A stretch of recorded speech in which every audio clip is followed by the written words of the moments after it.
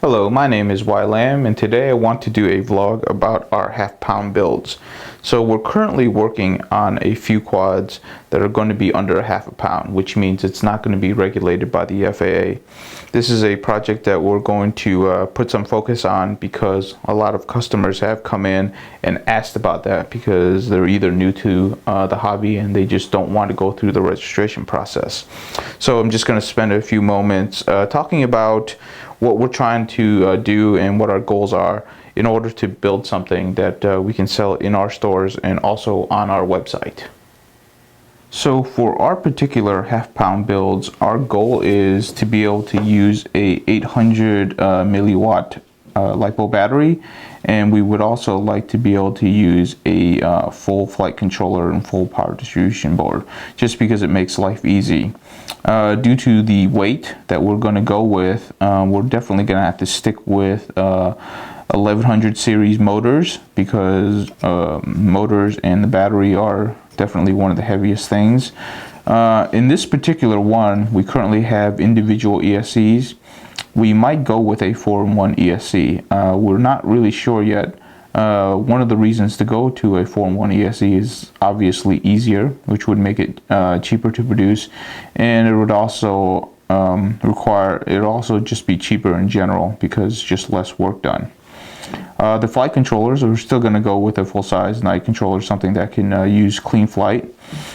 We do prefer frames in which the battery stays on the top. That way, when you put it down, the craft is actually nice and stable. The batteries that we put on the bottom, generally speaking, people really beat up their batteries, and it's really unstable. And just generally speaking, we just don't like that.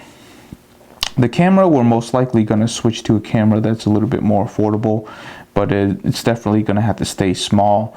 But we're going to probably use a full-size VTX just because it makes life convenient. This particular one is the one that we've been using for quite a while that allows us to switch channels very easily, and also includes the race bands.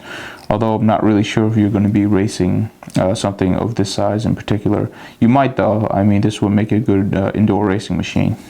We put the receiver on the bottom just to make it convenient to plug this and bind it to any Spectrum satellite radio.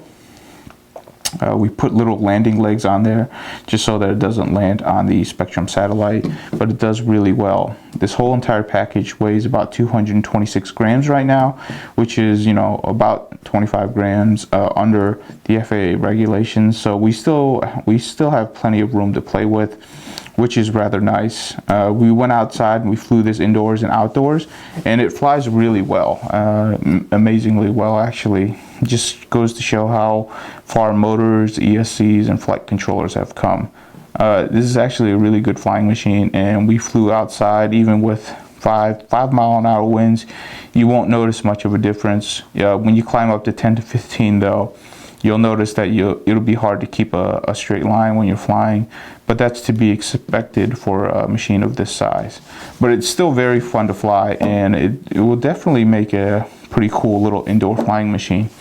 Although what we found is that these triprops, these 3-inch triprops, are kind of brittle, so they are pretty easy to break.